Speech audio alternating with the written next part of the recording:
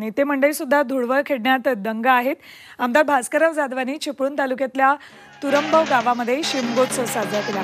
पहाटे विधिवत पूजा अर्चा प्रथेप्रमाणे देवीची पालखी सहाण्यासमोर नाचवण्यात आली। आमदार भास्कर जाधवांनी देवीची पालखी खांद्यावर घेऊन नाचवली। तर काटोलमध्ये पुसागोंडीच्या तांड्यावर जाऊन भाजप नेते आशिष देशमुखांनी आनंद लुटला। तसंच बंजारा बांधवांसोबत पारंपरिक नृत्यांवर ठेका धरला। तर आमदार गोपीचंद पडळकरांनी भटक्या समाजासोबत होळी साजरी केली। सांगलीच्या आटपाडी तालुक्यातल्या पिंपरी बुद्रुक इथल्या लमान तांड्यावर आमदार पडळकर यांच्या उपस्थितीत हा होळी सण साजरा करण्यात आला।